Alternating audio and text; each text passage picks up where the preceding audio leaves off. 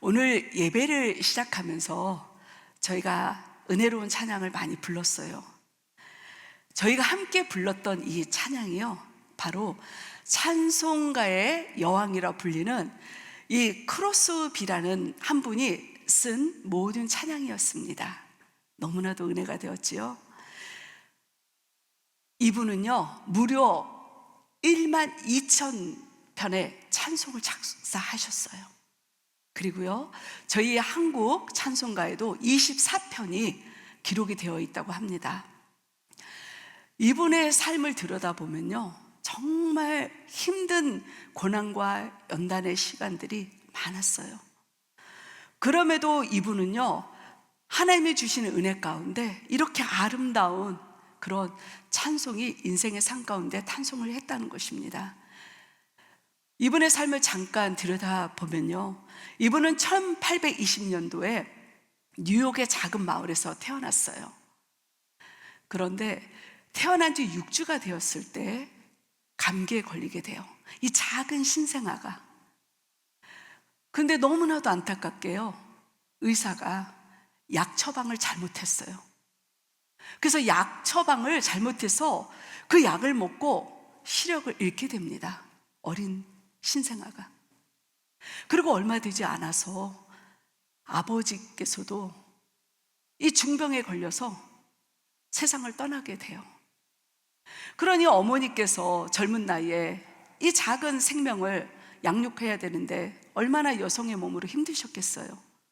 그러니까 할머니에게 이 작은 생명을 맡기고 이제 어머니는 뉴욕의 도시에 나가셔서 부잣집에 하녀로 열심히 일을 하시게 됩니다. 감사하게도 할머니와 함께 이 어린 크로스비는 자라게 되었는데, 할머니께서 신실하신 크리스찬이셨어요. 그래서 신앙으로 이 어린 손녀를 잘 양육하셨어요. 그리고 시시때때로 앞을 보지 못하는 어린 손녀를 의자에 앉혀놓고 이렇게 말씀하셨어요. 크로스비야, 너는 앞을 보지 못하지만 하나님께서는 너에게 가장 좋은 것들을 선물로 주실 거야. 이렇게 손녀를 위로하시며 소망을 주셨다는 것입니다. 하지만 안타깝게도 이제 세월이 흘러서 할머니께서도 세상을 떠나게 되셨어요. 크로스비는 환경으로 보면 앞을 보지 못하고 의지했던 아버지도 할머니도 안 계시니까 얼마나 낙담이 되었겠어요. 하지만 그녀는요, 할머니께서 인도해 주신, 할머니께서 만나게 해주셨던 그 하나님을 가슴에 품고 있었기 때문에 남은 삶을 하나님과 함께 동행하며 씩씩하게 살고 있었습니다.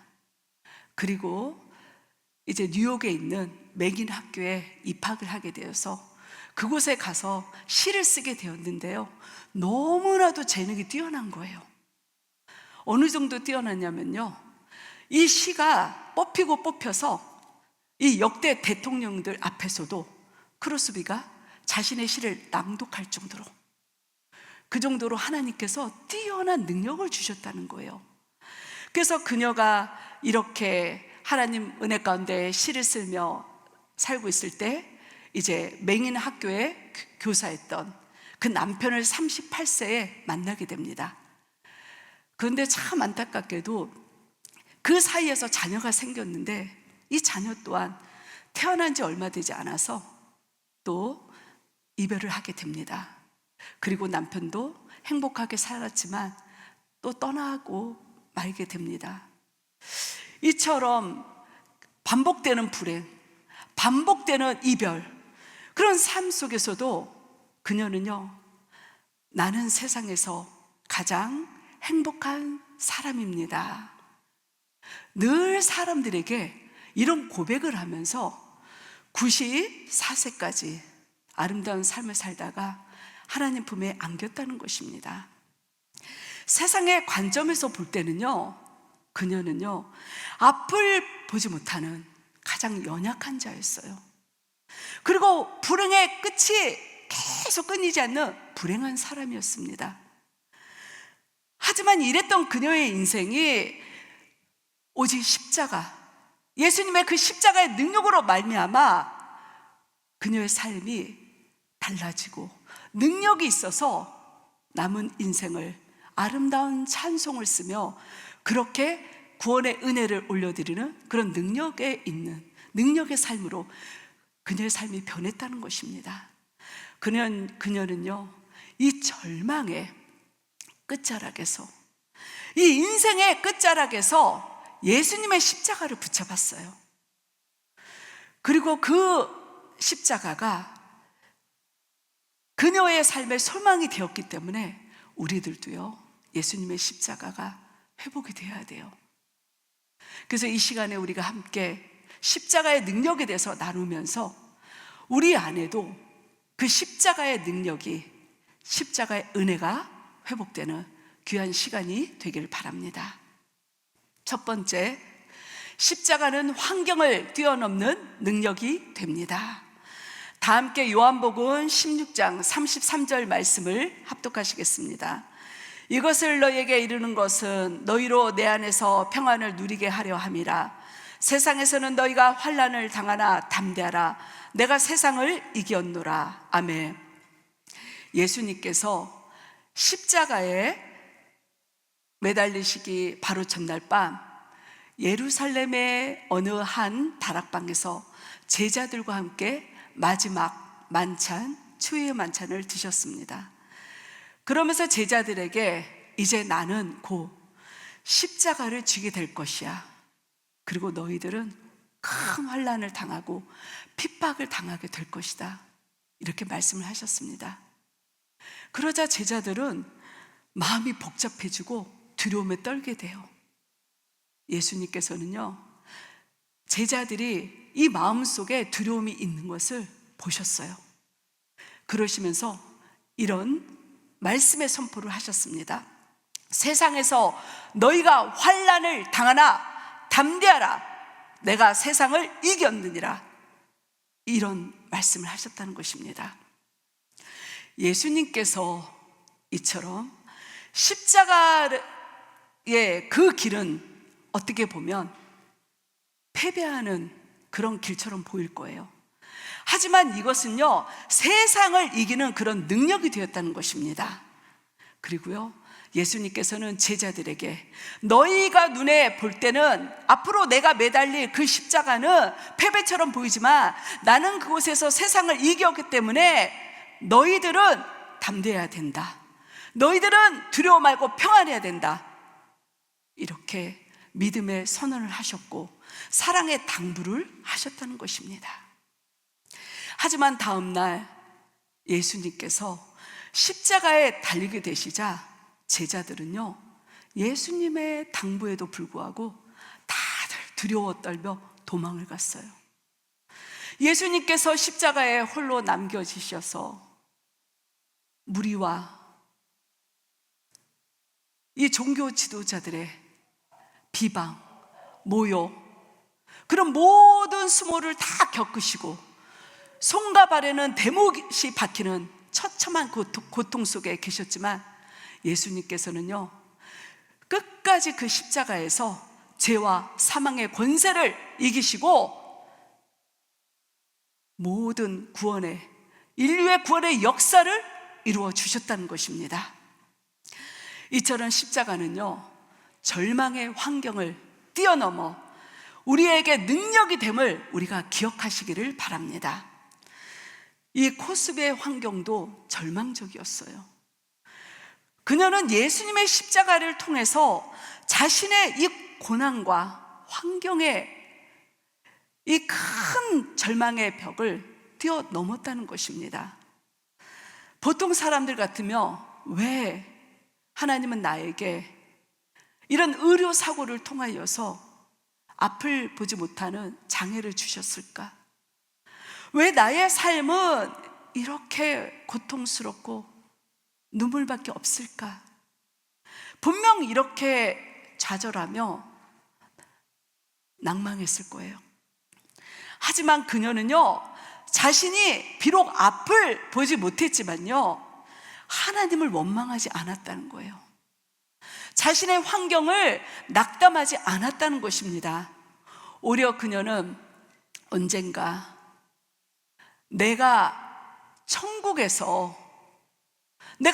간다며 가장 먼저 내가 볼 사람이 예수님의 얼굴이 되기에 그녀는 나의 삶이 다시 새로운 기회를 준다면 그래도 나는 여전히 앞을 보지 못하는 이 인생을 선택할 거예요. 그렇게 고백을 했다는 거예요. 그녀의 이 고백이 얼마나 귀하고 얼마나 아름다운지 모릅니다. 사랑하는 성도님들, 그녀의 이 아름다운 고백이 있었기 때문에 이 위대한 지금까지 불려주는 수많은 찬송들이 탄생이 되었다는 것입니다. 사랑하는 성도님들께서도 혹시 여러분들이 지금 이 어두운 환경의 터널을 걷고 계신다며 크로스비처럼 십자가를 바라보시길 바랍니다. 그 십자가가 예수님께서 이미 세상을 이기셨기 때문에 여러분들에게 능력이 되셔서 어둠에 빛을 주시고 어둠의 길을 열어주실 줄 믿습니다. 할렐루야. 두 번째, 십자가는 나의 연약함을 뛰어넘는 능력이 됩니다. 다 함께 고린도후서 12장 9절 말씀 함께 합독하시겠습니다. 나에게 이르시기를 내 은혜가 내게 족하도다. 이는 내 능력이 약한 데서 온전하여 짐이라 하신지라. 그러므로 도리어 크게 기뻐함으로 나의 여러 약한 것들에 대하여 자랑하리니 이는 그리스도의 능력이 내게 이루게 하려 함이니라. 아멘. 할렐루야. 예수님께서 제자들을 향해 고별 말씀을 하시면서 너희가 나를 다 떠나리라. 너희가 나를 다 떠나리라. 이렇게 말씀하셨어요. 그러자 듣고 있던 베드로가 주님, 무슨 말씀이세요? 모두가 다 주님을 떠나도 저는 절대 떠나지 않을 거예요. 이렇게 큰 소리를 쳤다는 것입니다. 이것만 봐도 베드로는요, 자신의 의지와 열정이 넘쳤던 강한 자였어요. 하지만 불과 몇 시간이 지난 뒤 그는요, 예수님께서 말씀하신 것처럼 다국일 전 3번이나 예수님을 부인하는 그런 연약한 모습을 보였다는 것입니다. 그가 자신의 연약한 모습을 보고 통곡했어요. 내가 왜 예수님을 그렇게 큰 소리를 쳐놓고 내가 왜 나의 목숨을 구걸하며 예수님을 부인했을까? 심히 통곡했어요. 그리고 좌절감에 빠졌어요. 예수님께서는요, 부활하신 후 그런 베드로를 가장 먼저 찾아가셨어요. 그의 연약함을 위로해 주셨어요. 그리고 그에게 복음의 사명을 주셨어요. 그러자 그가 이 성령의 능력을 힘입어서 수많은 사람들 앞에 나가서, 종교 지도자들 앞에 나가서 너희가 십자가에 못 박은 예수가 바로 메시아였다고 강하고 담대하게 선포를 했다는 것입니다. 그러자 놀라운 성령의 역사들이 일어나서 이 3,000명이나 되는 사람들이 회개하고 예수님을 영접하는 그런 복음의 역사가 나타났다는 것입니다. 이 예수님의 십자가는요, 베드로의 이 자의지, 그 열정, 그 강함을 내려오게 했습니다. 그리고 연약한 자리에 있던 그를 다시 십자가의 능력이 세워서 그가 예수님의 십자가 부활을 선포하는 위대한 설교자가 되게 하는 은혜를 주었다는 것입니다. 이 크로스비의 삶 또한 정말 하나님의 은혜, 이 연약한 그 뛰어난 연약한 자리를 뛰어나는 그 뛰어넘게 하는 그런 놀라운 역사들이 일어나는 그런 삶의 여정이 있었어요. 그녀는요, 십자가를 통하여 용기를 얻었습니다. 그녀는요, 열심히 복음을 위해서 달렸어요. 그녀는 분명 앞을 보지 못하는 연약한 여인이었습니다. 하지만요, 그녀가 어디를 찾아간 줄 아세요? 그녀는 편한 곳을 찾아가지 않았고요, 이 세상에 유흥가가 밀집해 있는 그곳에 직접 찾아가서 그곳에서 살았다는 것입니다. 그리고 거리의 여자들, 그리고 건달들, 세상에서 손가락질 당하는 그들과 함께 살면서 그들에게 예수님의 사랑을 전하고요, 그들이 무엇이 필요한가 있나 살피면서 그들을 극진히 섬겼다는 것입니다. 또 그녀는요, 여기에 머물지 않았어요. 그녀는 밤늦게까지 주변에 소외된 사람들을 찾아가서 섬기고, 그러면 집에 들어오면 피곤할 거 아니에요. 하지만 그녀는 하나님의 영으로, 내 육신은 피곤하지만 영은 오히려 살아났기 때문에 하나님이 주시는 성령의 음성으로, 영감으로 찬송가를 쓰기 시작했다는 것입니다. 그리고 열심히 성경을 암송했어요. 그리고 시간을 쪼개서 하나님께 감사의 기도를 올려드렸어요. 그리고 작은 거, 내가 갖고 있는 작은 거 하나라도 어떻게 하면 힘들고 외로운 사람들에게 나눌 수 있을까? 그렇게 그녀는 열심히 나누는 삶을 살기 위해서 복음을 위하여 달려갔다는 것입니다. 저는 크로스비의 이 삶을 보면서 참 부끄러웠어요. 우리는 조금만 힘들면, 조금만 어려움 속에 있고, 조금만 내 육신이 연약해지면 우리는 낙담하게 돼요. 우리는 좌절하게 돼요. 그래서 한 발 앞섰던 발을 다시 뒤로 빼고 말아요. 그런데 그녀는요, 자신의 이 연약한 육체의 한계점을 뛰어넘어서 어두운 곳에 있는 영혼들을 향하여 복음을 들고 나아갔다는 것입니다. 이런 그녀의 삶이야말로 진정한 십자가의 그 의미를 아는 삶, 능력을 아는 그 귀한 삶이 아닌가 싶습니다. 그리고 이런 신앙의 모습, 우리가 저부터라도 함께 닮아가기를 원합니다. 우리 사랑하는 성도님들, 지금 여러분들이 육신의 연약함, 환경의 연약함, 삶의 연약함에 계신다며 여러분들 또한 십자가를 더 깊이 묵상하시길 바랍니다. 여러분들이요, 십자가를 묵상하시면 성령님께서 그 십자가의 묵상을 통하여 우리의 마음을 만져주세요. 우리의 상처도 만져주시고요, 우리의 연약함도 만져주시고요, 우리의 아픔도 만져주시고, 우리를 주저앉아 앉아있는 이 자리에서 다시 일으켜 세워주신다는 것입니다. 여러분들, 이 베드로와 크로스비처럼 여러분들이 어둠 속에서 이 십자가를 통하여서 다시 아름다운 세상을 향하여 빛을 발하는 그런 귀한 신실한 크리스찬으로 쓰시기를 축복합니다. 세 번째, 십자가는 죄와 절망을 뛰어넘는 능력이 됩니다. 다 함께 로마서 8장 1절에서부터 2절 말씀을 함께 합독하시겠습니다.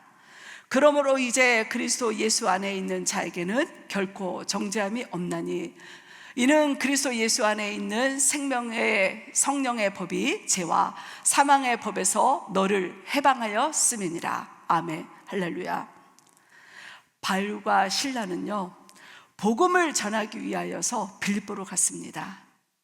그리고 열심히 복음을 전하던 중에 그곳에서 귀신 들려 점을 치던, 그래서 그 점친 걸로 통하여서 이 주인들이 수익을 얻게 되는 그런 불쌍한 한 여종을 보게 됩니다. 너무나도 불쌍해서 그 점치던 여종을 이제 고쳐주었어요. 그러자 이제 이 주인들이 수입원이 없어지게 된 거예요. 그러니까 바울과 실라를 붙잡아서 그를 결국은 이제 끌고 이 관원들에게 넘겨줬다는 것입니다. 그곳에 간 바울과 실라는요, 매를 많이 맞고 감옥에 갇히게 됩니다.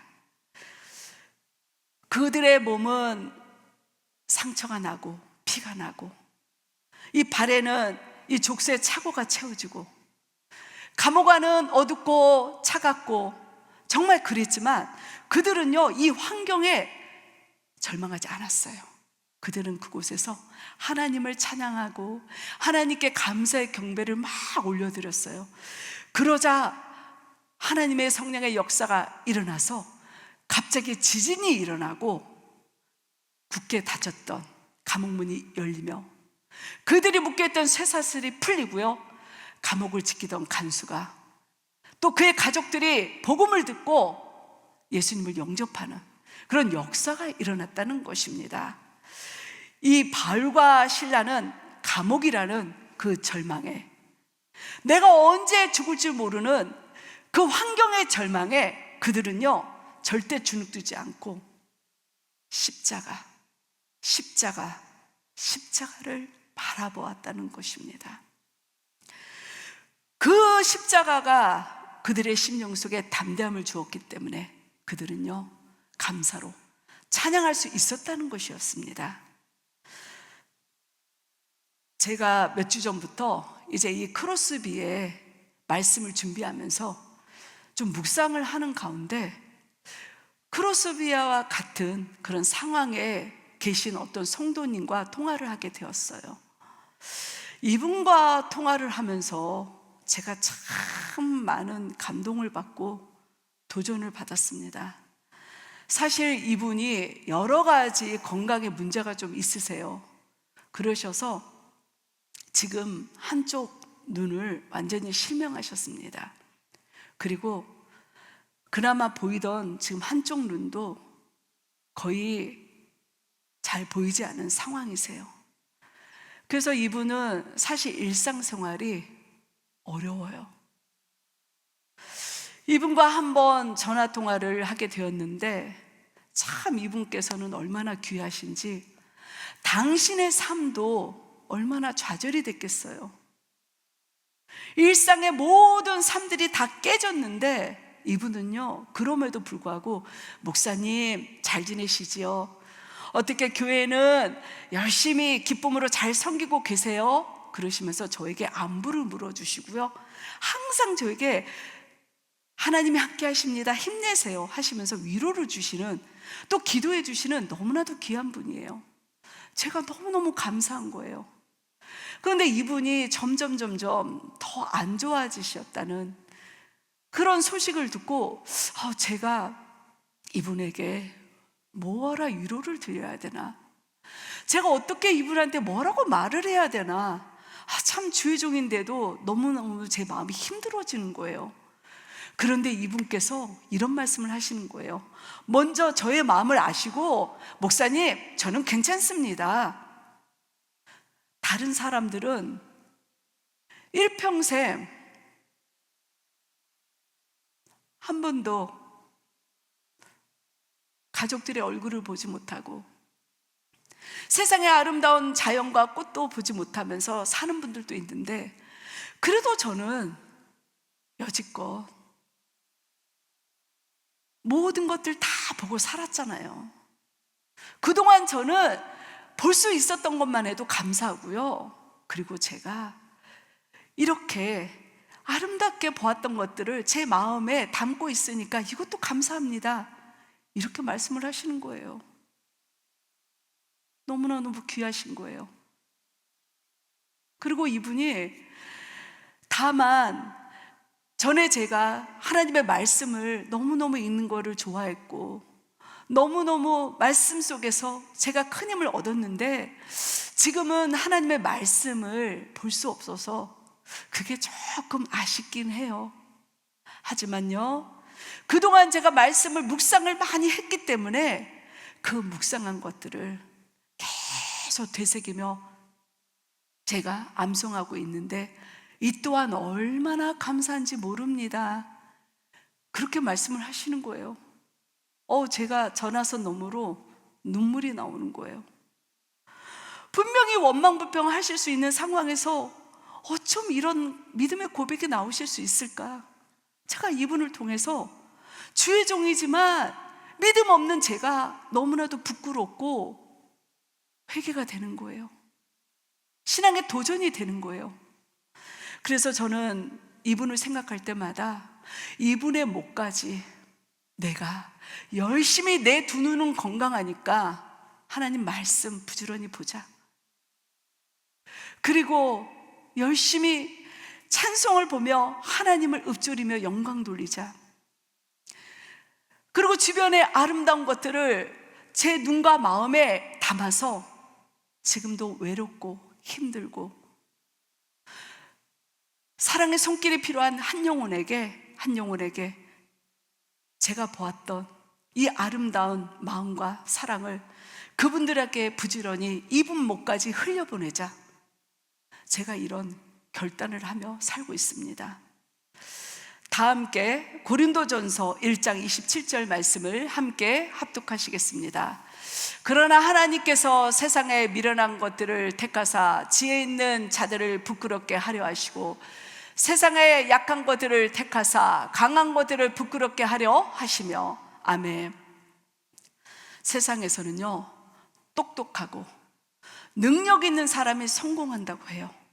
그리고 이 강한 사람이 또 끝까지 살아남는다, 이렇게 이야기를 합니다. 하지만 하나님의 방법은요 전혀 달라요.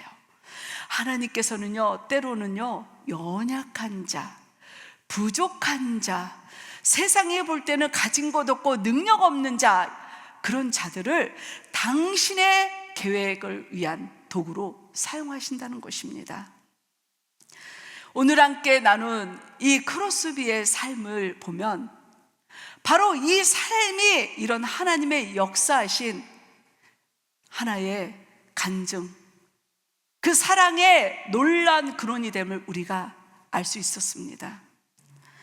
비록 그녀는 앞을 볼 수 없는 그런 연약한 사람이었지만 그녀의 삶은 이 수많은 아름다운 찬송을 만들게 했고, 그녀의 그 찬송의 삶의 고백이, 믿음의 고백이 지금도 우리들의 입술과 마음에 아름답게 울려 퍼지고 있다는 것입니다.